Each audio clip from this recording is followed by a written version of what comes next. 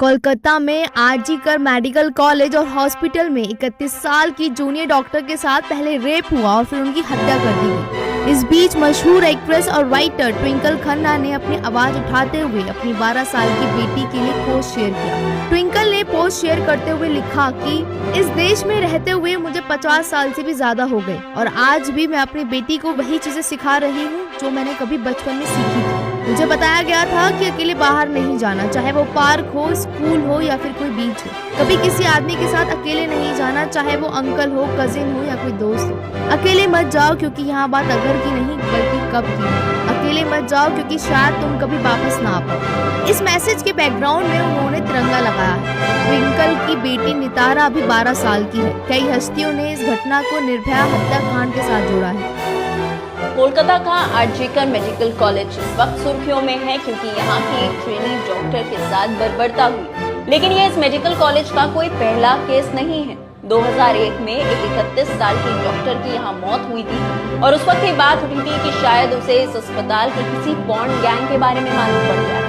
फिर 2016 में इसी हॉस्पिटल के एक प्रोफेसर गौतम पाल की डिकम्पोज्ड डेड बॉडी एक कमरे में मिली थी और हैरान करने वाली बात यह थी कि वो कमरा अंदर से बंद था।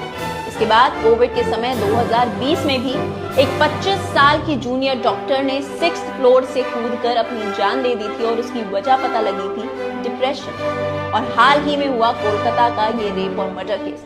ये सभी बातें सुनने के बाद क्या आपको लगता है कि इस अस्पताल में कई राज दफन हैं?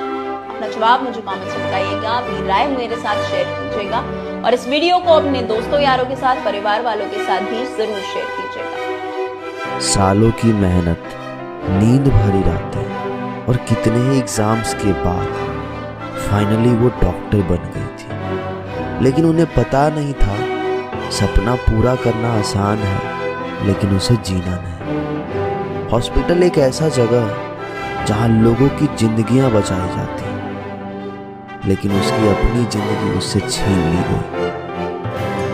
जहां उसने दूसरों की जिंदगी बचाने के लिए अपनी पूरी जिंदगी डेडिकेट कर दी, वहां लोगों ने उसके साथ रेप किया और उसका मर्डर कर दिया।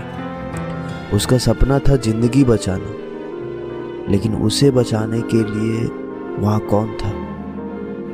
एक उम्मीद से भरी जिंदगी हिंसा ने छीन ली। एक जिंदगी जो लोगों की जान बचाने के लिए थी, कुछ दरिंदों ने उसकी ही पहचान छीन ली। लेकिन ये कहानी सिर्फ उसकी नहीं है, ये हर उस डॉक्टर का है जो अपनी जान को दांव पर लगाकर दिन रात मेहनत करके दूसरों की जान बचाते हैं, पर आज उसकी ही जान सुरक्षा में नहीं है।